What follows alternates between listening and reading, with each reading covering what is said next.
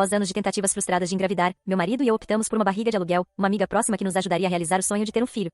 No entanto, uma revelação devastadora mudou tudo. A criança não era fruto de fertilização in vitro, mas de um caso entre meu marido e a própria barriga de aluguel. Agora, estou enfrentando o divórcio, tentando decidir se abro mão dos direitos parentais para me afastar completamente dessa traição, enquanto sou julgada por amigos e familiares.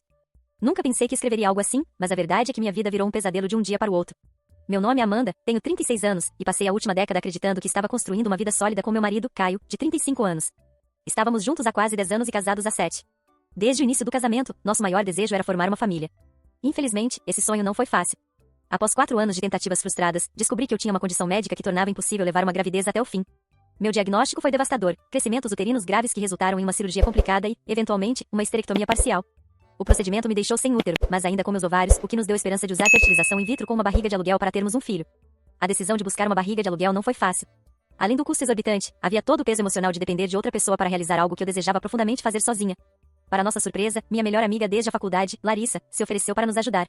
Ela já tinha 2 filhos e garantiu que estava disposta a ser nossa barriga de aluguel por um custo muito menor do que o de uma clínica especializada. Na época, aquilo parecia um milagre. Eu estava grata por Larissa e emocionada com a possibilidade de finalmente ser mãe. Ela começou o processo conosco, e após 2 tentativas de fertilização in vitro fracassadas, finalmente, na terceira, ela engravidou. As emoções foram avassaladoras. Por fim, parecia que a vida estava sorrindo para mim. No entanto, essa felicidade tinha um preço. Entre os custos médicos, legais e o pagamento da própria Larissa, a maior parte das despesas recaía sobre mim. Trabalhando em um emprego de tempo integral e 2 de meio período, eu me esforçava para cobrir tudo. Enquanto isso, Caio ficava encarregado da administração doméstica e cuidava da logística com Larissa. Às vezes, chegava em casa exausta de meus turnos de fim de semana e encontrava os 2 juntos, conversando ou planejando algo. Eu não via maldade. Achava que era apenas o jeito de Larissa se conectar conosco como futuros pais do bebê que ela carregava. O parto foi um momento mágico. Quando segurei o pequeno Daniel nos braços, senti um amor que nunca havia experimentado. Ele era meu milagre, minha razão de continuar lutando. Mesmo assim, havia algo no fundo da minha mente que eu ignorava. Daniel tinha olhos castanhos, enquanto eu e Caio tínhamos olhos azuis. Achei curioso, mas confiei na explicação científica de que a genética dos olhos pode ser complexa e imprevisível. O primeiro ano como mãe foi um turbilhão. Entre noites sem dormir, trabalho incessante e todas as novas responsabilidades, eu não percebi os pequenos sinais de alerta. Caio parecia mais próximo de Larissa do que eu esperava, mas novamente, atribuí isso à conexão natural que se formava pelo processo de gestação e entrega do bebê. Foi apenas recentemente, durante uma consulta médica de rotina, que tudo começou a desmoronar. Os exames mostraram que Daniel tinha um tipo sanguíneo biologicamente impossível de ser compatível comigo como mãe. Entrei em pânico. Minha primeira reação foi culpar a clínica de fertilização in vitro, achando que eles haviam cometido um erro terrível e implantado o embrião errado em Larissa. Determinada a descobrir a verdade, marquei uma consulta com um advogado para investigar a possibilidade de processar a clínica. Ao mesmo tempo, decidi fazer um teste de DNA. Quando o resultado chegou, senti o chão desaparecer. Não apenas Daniel não era meu filho biológico, como Caio era confirmado como pai. Meu mundo desabou naquele instante. Confrontei Caio imediatamente, exigindo uma explicação. Foi quando ele confessou tudo. Durante o processo de fertilização in vitro, ele havia dormido com Larissa, convencido de que não havia possibilidade de gravidez porque ele acreditava ser infértil. Segundo ele, foi apenas uma fraqueza momentânea que aconteceu em algumas ocasiões. Eu não sabia o que sentir. A raiva e a dor me consumiram. Eu tinha sido traída não por uma, mas por 2 das pessoas em quem mais confiava no mundo. Caio tentou argumentar que não planejava que isso acontecesse e que estava arrependido, mas o dano já estava feito. Enquanto digito estas palavras, sinto as lágrimas correndo pelo meu rosto. Tudo o que eu queria era uma família, e agora me vejo sozinha, devastada e com o coração partido. Larissa e eu nos conhecemos na faculdade. Estávamos ambas no início de nossas vidas adultas, cheias de sonhos e aspirações, e nossa amizade cresceu rapidamente. Passamos incontáveis noites conversando sobre tudo, nossas famílias, relacionamentos, carreiras e, claro, sobre o futuro. Ela era a irmã que eu nunca tive. Quando Caio entrou na minha vida, Larissa foi uma das primeiras pessoas a conhecê-lo. Ele era encantador, com aquele sorriso fácil e um humor que parecia iluminar qualquer ambiente. Larissa o aprovou de imediato, dizendo que ele parecia ser um cara certo para mim. Isso me deu ainda mais confiança em nossa relação. Caio também gostava de Larissa, dizendo que era bom eu ter uma amiga em quem confiar tanto. Nos primeiros anos do meu casamento, Larissa ainda estava construindo sua própria família. Ela já tinha se casado e tido 2 filhos com o marido, que parecia um bom homem. Eu admirava por sua habilidade de equilibrar a maternidade, o trabalho e sua vida social. Ela era aquele tipo de amiga que parecia ter tudo sob controle, e eu me sentia sortuda por tê-la por perto. Quando Caio e eu começamos a enfrentar dificuldades para engravidar, Larissa foi uma das primeiras pessoas a quem recorri para desabafar. Ela ouviu pacientemente enquanto eu chorava e falava sobre os tratamentos dolorosos, as esperanças destruídas e a frustração que vinha junto com cada teste de gravidez negativo. Ela era compreensiva e encorajadora, dizendo que, de alguma forma, tudo daria certo. A infertilidade foi um teste difícil para o meu casamento. Caio e eu discutíamos mais frequentemente, principalmente sobre o dinheiro e os custos dos tratamentos. Ele parecia frustrado, embora tentasse não demonstrar, e eu sentia que estava falhando com ele. Meu desejo de ser mãe era tão grande que, às vezes, eu ficava cega para o impacto emocional que tudo isso estava tendo sobre nós 2. Foi nesse período sombrio que Larissa nos fez a oferta que mudou tudo. Ela disse que, como já tinha tido 2 gestações saudáveis, poderia ser nossa barriga de aluguel. No início, recusei. A ideia parecia grande demais, quase surreal. Mas, conforme os custos de uma barriga de aluguel profissional se mostraram inviáveis, comecei a considerar seriamente sua proposta. Ela explicou que não estava fazendo isso por dinheiro, mas porque queria nos ajudar. Mesmo assim, eu insisti em cobrir todas as despesas médicas e oferecer uma compensação simbólica por sua disponibilidade. Ela relutou em aceitar o dinheiro, mas acabou concordando quando eu argumentei que queria fazer as coisas de forma justa. O processo começou com consultas médicas e exames. Eu lembro de me sentir grata, mas também um pouco desconfortável. Afinal, Larissa estava se envolvendo em uma parte extremamente pessoal da minha vida. No entanto, racionalizei que era um sacrifício temporário para alcançar algo que significava o mundo para mim. Enquanto tudo isso acontecia, Caio e Larissa começaram a se aproximar. No início, achei isso normal. Afinal, ela estava carregando nosso bebê, e era natural que ele quisesse mostrar apreço por ela. Eles trocavam mensagens sobre as consultas e discutiam detalhes do processo de fertilização. Eu estava tão ocupada tentando sustentar financeiramente nossa família que não tive tempo de prestar atenção ao fato de que eles estavam desenvolvendo uma amizade que ia além do necessário. Os primeiros 2 ciclos de fertilização in vitro foram uma decepção. Quando o terceiro finalmente deu certo, eu senti um alívio indescritível. No entanto, foi também nesse momento que as coisas começaram a mudar. Larissa começou a aparecer com mais frequência em nossa casa, sempre com uma desculpa para discutir algo importante. Eu confiava tanto nela que nunca imaginei que algo poderia estar errado. Caio também mudou. Ele parecia mais distante de mim, mas eu atribuí isso ao estresse do processo e à pressão que estávamos enfrentando. Eu acreditava que, uma vez que o bebê chegasse, as coisas voltariam ao normal. Outro detalhe que agora percebo como uma bandeira vermelha foi o comportamento de Larissa. Durante as visitas, ela fazia comentários sobre como Caio era prestativo e atencioso. Ela ria das piadas dele de uma maneira que me incomodava levemente, mas eu nunca dei muita importância. Afinal, ela era minha amiga e eu confiava nela completamente. Quando Daniel nasceu, tudo parecia perfeito por um breve momento. No entanto, olhando para trás, percebo que essa perfeição era apenas uma fachada. A relação entre Caio e Larissa parecia ter se fortalecido ainda mais durante a gravidez. Ela frequentemente se referia ao bebê como nosso pequeno milagre, algo que eu achava estranho, mas relevei por achar que era apenas uma expressão de carinho. Olhando para todos esses momentos agora, sinto um misto de culpa e revolta. Como eu não percebi o que estava acontecendo bem diante dos meus olhos? Será que minha fé na bondade das pessoas era tão ingênua assim? Eu confiava em Larissa como uma irmã e acreditava que Caio era um homem íntegro, incapaz de trair minha confiança. E, no entanto, os dois provaram ser capazes de me enganar da forma mais cruel possível. Tudo desmoronou em uma consulta médica de rotina. Daniel, com seus 2 anos de idade, era uma criança saudável e cheia de energia. Como mãe, eu me orgulhava de levá-lo a todas as consultas e garantir que ele tivesse tudo o que precisava. Durante essa consulta específica, o médico recomendou um painel metabólico e exames de sangue para verificar qualquer potencial alergia ou problema hereditário. Foi algo que ele mencionou como procedimento padrão, então eu não pensei 2 vezes antes de consentir. Quando os resultados chegaram, minha realidade começou a se despedaçar. O médico notou que o tipo sanguíneo de Daniel era B+, algo que não era possível se eu realmente fosse a mãe. Eu sou a mais, e Caio é o mais. Confusa, perguntei se havia algum erro. Ele explicou que, geneticamente, esse tipo de sangue não poderia vir de nós dois como pais biológicos. Minha mente foi imediatamente para a clínica de fertilidade. Imaginei que eles poderiam ter cometido um erro ao implantar o embrião de outra pessoa. Embora essa ideia fosse assustadora, era menos dolorosa do que as alternativas que começavam a rondar minha mente. Quando cheguei em casa, procurei freneticamente por respostas. Passei horas lendo sobre genética e tipos sanguíneos. Tudo apontava para uma única conclusão: eu não era a mãe biológica de Daniel. Em pânico, entrei em contato com advogados e comecei a organizar tudo para exigir explicações da clínica. Não queria acreditar que algo tão crucial pudesse ter dado errado. Fiz um teste de DNA, imaginando que isso resolveria o mistério e me daria a evidência necessária para processar a clínica. O resultado do teste foi devastador. Não apenas confirmou que eu não era a mãe biológica, mas também revelou que Caio era o pai. Minha mente começou a girar. Se eu não era mãe, mas Caio era o pai, então de quem era o óvulo? Foi nesse momento que uma possibilidade horrível se infiltrou nos meus pensamentos. Eu tentei afastá-la, mas ela cresceu e tomou conta. Larissa. Ela era barriga de aluguel. Poderia ela ter feito algo tão cruel? Quando confrontei Caio, ele hesitou, mas depois confessou. Ele admitiu que havia dormido com Larissa durante o processo de fertilização. Disse que achava que não resultaria em nada, pois acreditava que ele era a causa de nossos problemas de fertilidade. Disse também que foi um erro e que nunca esperou que eu descobrisse. Senti como se meu corpo inteiro estivesse sendo rasgado de dentro para fora. O homem com quem me casei, o homem em quem confiei, havia me traído da maneira mais desprezível. E Larissa, a amiga em quem confiei para carregar meu bebê, tinha participado disso. Eu não sabia como reagir. No momento, apenas peguei algumas roupas e saí de casa. Fiquei em um hotel por quase uma semana, chorando sem parar e tentando entender o que havia acontecido com a minha vida. Durante essa semana, Caio me enviou mensagens e tentou ligar várias vezes. Ele dizia que estava arrependido, que foi um erro estúpido e que nunca quis me machucar. Larissa, por outro lado, também tentou me contatar, mas eu recusei todas as tentativas de comunicação. O simples pensamento dela me causava náuseas. Voltei para casa apenas para buscar o que precisava antes de me mudar para a casa dos meus pais temporariamente. Lá, sentei com eles e expliquei tudo.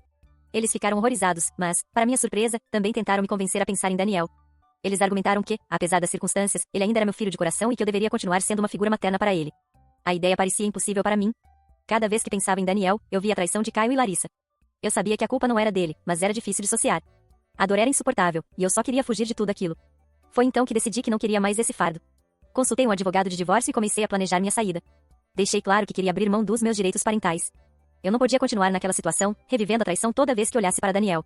Caio ficou furioso com minha decisão. Ele disse que eu era cruel e imatura por simplesmente desistir de uma criança que criei como minha por 2 anos. Meus pais também ficaram decepcionados. Eles disseram que eu deveria ser a maior do que a situação e que Daniel precisava de mim. Mas eu não via outra saída. Cada parte de mim queria escapar daquela vida e começar do zero. Quando finalmente tomei a decisão de abrir mão dos meus direitos parentais, a reação das pessoas ao meu redor foi como uma nova avalanche de dor e julgamento.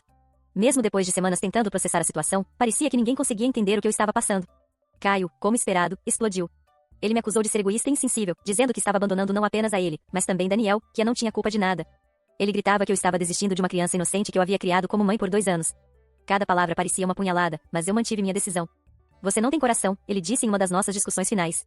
Como pode simplesmente virar as costas para ele? Ele te chama de mãe? Não havia resposta simples para dar. Eu não estava apenas a virando as costas.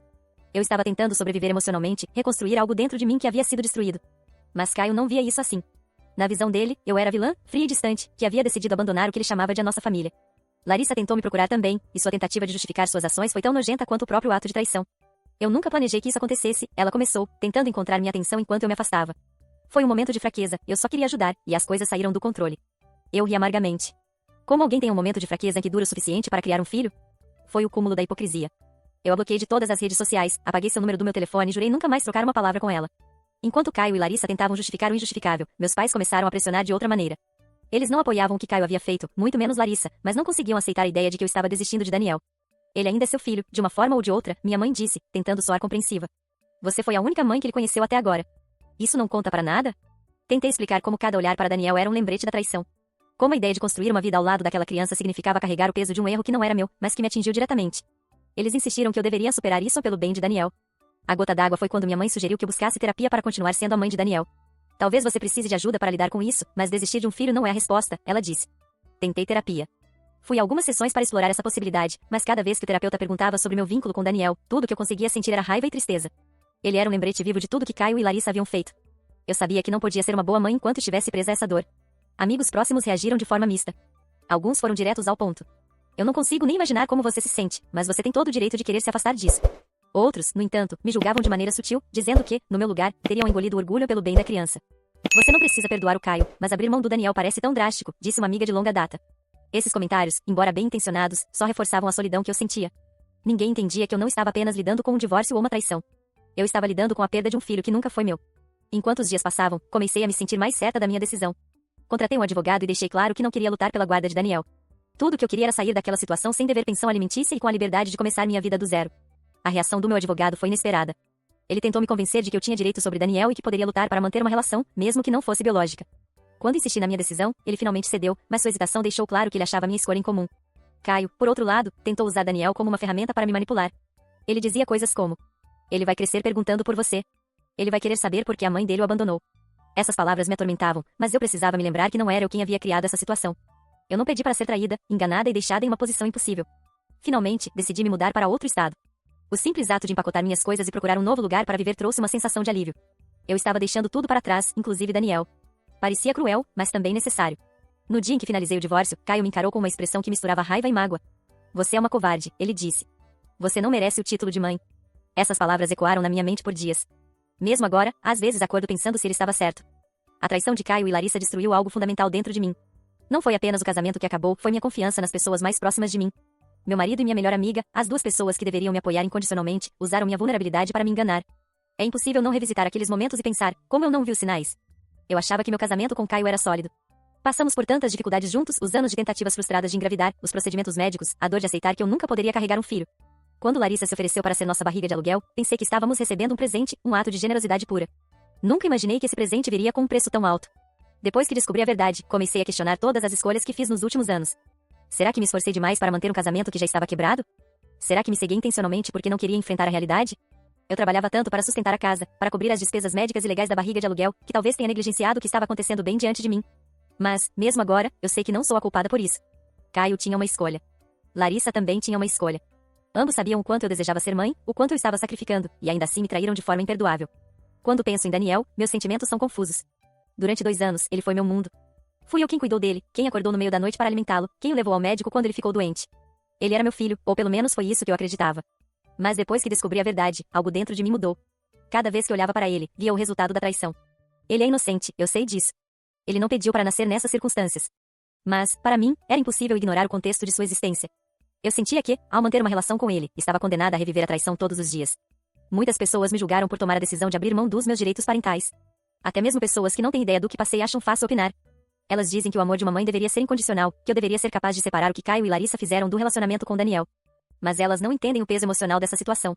Minha mãe sempre dizia que não é o sangue que faz uma família. E eu concordo, até certo ponto. Mas essa frase não leva em consideração o dano emocional que as circunstâncias podem causar. Como eu poderia ser uma boa mãe para Daniel quando minha própria sanidade estava em pedaços? Eu sabia que, se ficasse, o ressentimento cresceria. Isso não seria justo para nenhum de nós. Eu também reflito sobre o impacto dessa decisão em mim como pessoa. Sempre me considerei uma pessoa forte, alguém que enfrenta os desafios de frente. Mas essa situação me fez questionar minha própria força. Será que fui fraca por não conseguir superar a traição? Será que fui egoísta por priorizar minha própria saúde mental em vez do bem-estar de Daniel? Ao mesmo tempo, sei que essa decisão era necessária para eu me curar. Continuar naquele ambiente tóxico teria sido insustentável. Preciso de tempo e espaço para me redescobrir, para reconstruir minha confiança nas pessoas e talvez, um dia, encontrar alguém que realmente me valorize. Algumas noites, quando estou sozinha no meu novo apartamento, fico pensando se Daniel vai crescer me odiando. Será que ele vai entender por que tomei essa decisão? Será que ele vai acreditar nas versões distorcidas da história que Caio e Larissa provavelmente contaram a ele?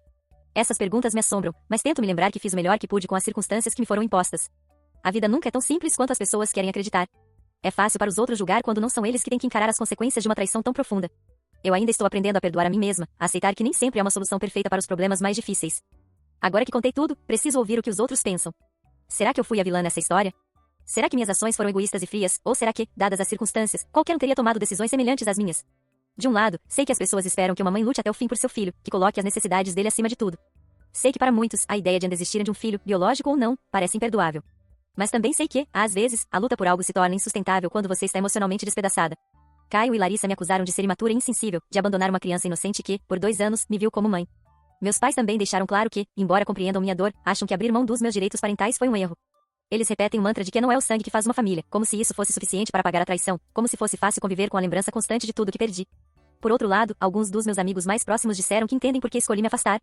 Eles me lembraram que não é justo esperar que eu continue num ambiente que só traz dor e que cada interação com Daniel seria um lembrete cruel do que Caio e Larissa fizeram. Alguns até admitiram que não seriam capazes de lidar com isso, que o peso emocional seria esmagador demais. Eu nunca quis machucar Daniel. Ele é inocente em tudo isso, e eu reconheço isso completamente. Mas, para mim, cuidar dele seria como reviver a traição todos os dias. Não acho que seria capaz de ser uma boa mãe para ele enquanto estivesse carregando esse peso emocional. E ainda há a questão da pensão alimentícia. Algumas pessoas me acusaram de estar tentando fugir da responsabilidade financeira, mas isso nunca foi minha principal preocupação. Eu estaria disposta a ajudar financeiramente se acreditasse que ainda tinha um papel significativo na vida de Daniel. Mas, para mim, o mais importante era cortar os laços que me mantinham presa a Caio e Larissa. Eu precisava de um recomeço, longe de toda essa dor. Essa decisão, por mais dolorosa que tenha sido, não foi tomada de forma impulsiva. Consultei advogados, conversei com terapeutas e amigos, e pesei todas as opções antes de decidir abrir mão dos meus direitos parentais. Fiz o que achei ser o melhor para minha sanidade mental e para minha capacidade de seguir em frente. Mesmo assim, as dúvidas persistem. Será que Daniel vai crescer me odiando? Será que um dia ele vai entender por que tomei essa decisão? Ou será que ele só vai ouvir a versão distorcida de Caio e Larissa e me ver como a mulher que o abandonou? Ao compartilhar minha história, não busco validação cega. Quero ouvir perspectivas honestas, mesmo que sejam críticas. Preciso saber, fui egoísta ao escolher minha própria saúde mental em vez de tentar ser mãe de uma criança que, biologicamente, nem é minha? Ou é compreensível que eu tenha tomado essa decisão, considerando o peso emocional de tudo o que aconteceu? Eu não sou perfeita. Cometi erros ao longo do caminho, e talvez pudesse ter lidado com certas situações de forma diferente. Mas no final das contas, tomei a decisão que senti ser necessária para minha sobrevivência emocional. Então, agora eu pergunto, fui a vilã nessa história? Atualização 1. Primeiramente, obrigada a todos que tiraram um momento para ler minha história e compartilhar suas opiniões. Confesso que ler os comentários foi difícil, mas também abriu meus olhos para algumas coisas que eu talvez não quisesse enxergar antes. Após muitas conversas com meu terapeuta e algumas noites insones, decidi dar um passo que inicialmente não planejava. Escrevi uma carta para Daniel. Sei que ele ainda é muito pequeno para entendê-la, mas meu objetivo é que ele tenha essa explicação quando for mais velho, para que ele saiba a verdade sobre o que aconteceu. Na carta, expliquei meus motivos para tomar a decisão de me afastar. Não escondi minha dor ou os erros que cometi, mas também deixei claro que minha saída não foi por falta de amor. Escrevi sobre como, na época, eu me sentia esmagada pela traição e pela decepção, e como achei que seria incapaz de ser a mãe que ele merecia. Também incluí algumas lembranças felizes dos primeiros anos de sua vida comigo, porque quero que ele saiba que, por um tempo, ele foi o centro do meu mundo. Enviei essa carta para Caio, pedindo que aguarde e entregue a Daniel no momento apropriado. Não sei se ele fará isso, mas preciso acreditar que sim. Era algo que eu precisava fazer, não apenas para Daniel, mas também para mim. Foi uma forma de colocar meus sentimentos em palavras e, de certa forma, encerrar esse capítulo de uma maneira que me pareceu honesta. Também comecei a trabalhar em mim mesma. Voltei à terapia de forma consistente, e estou explorando maneiras de lidar com a raiva e a desconfiança que ainda sinto. É um processo lento, mas quero acreditar que estou avançando. Sobre o relacionamento com meus pais, ainda é complicado. Eles continuam achando que eu deveria reconsiderar minha decisão e voltar para a vida de Daniel de alguma forma. Por enquanto, mantenho uma relação respeitosa, mas distante, porque sinto que preciso proteger meu espaço emocional. Minha maior lição até agora: que o processo de cura é tudo menos linear. Há dias em que me sinto forte, como se estivesse realmente construindo algo novo, e há dias em que me sinto quebrada, cheia de dúvidas. Atualização 2. Oi, pessoal. Voltando com mais uma atualização. Há alguns dias algo inesperado aconteceu. Recebi uma mensagem de Larissa, minha ex-amiga e a mulher que foi barriga de aluguel. Foi uma mensagem longa e emocional, na qual ela pedia desculpas mais uma vez. Disse que vinha enfrentando uma grande culpa desde que tudo aconteceu e que começou a frequentar terapia para lidar com as consequências de suas escolhas. No começo, minha reação foi de puro ceticismo. Parte de mim achava que ela só queria limpar sua consciência e que isso não mudaria nada para mim. Mas, com o tempo, percebi que a mensagem não era sobre me forçar a perdoá-la, mas sim uma tentativa genuína de assumir a responsabilidade pelo que fez. Larissa também contou que Caio havia começado a pressioná-la para um relacionamento mais sério, algo que ela não queria. Pelo que entendi, o relacionamento deles não está indo bem, e ela se arrepende profundamente de tudo o que aconteceu. Ela terminou dizendo que nunca foi sua intenção destruir minha vida e que lamenta muito a dor que causou. Embora eu ainda não tenha respondido diretamente, ler aquela mensagem me fez refletir. Não sobre perdoá-la ou me reconciliar, isso está fora de questão, mas sobre como, no final, somos todos humanos, propensos a erros e falhas. Talvez isso tenha me ajudado a liberar um pouco da raiva que ainda sentia por ela. Além disso, recebi uma surpresa maior, uma ligação inesperada de Caio. Ele queria conversar sobre a possibilidade de eu ter algum tipo de envolvimento na vida de Daniel novamente. Disse que ele estava começando a fazer perguntas sobre mim, o que me pegou completamente desprevenida. Segundo ele, Daniel está numa fase em que começa a entender melhor o mundo ao seu redor e percebeu que a manha não é apenas um conceito abstrato. Essa ligação foi um misto de emoções para mim. Parte de mim sentiu culpa, outra parte sentiu raiva de Caio por ter coragem de me pedir algo assim depois de tudo que fez. Mas, no fundo, também senti uma pontada de saudade de Daniel. Não tomei uma decisão ainda. Continuo em terapia para explorar o que quero e o que é possível. Estou ponderando se há uma maneira de estar presente na vida de Daniel sem abrir uma ferida antiga que lutei tanto para curar. Por enquanto, mantenho minha posição de viver minha vida de forma independente. Mas confesso que, pela primeira vez, estou aberta à possibilidade de encontrar um equilíbrio, algo que preserve minha paz, mas também permita que Daniel saiba que ele foi amado por mim, mesmo que eu tenha me afastado. Agradeço a todos pelo apoio e pelos comentários. Não imaginei que tantas pessoas pudessem compreender minha situação. Se você gostou deste conteúdo, não se esqueça de curtir, comentar e compartilhar com seus amigos. Inscreva-se no canal para ficar por dentro de todas as novidades e não perder nenhum vídeo. Agradecemos pelo seu apoio e esperamos vê-lo no próximo vídeo. Até lá!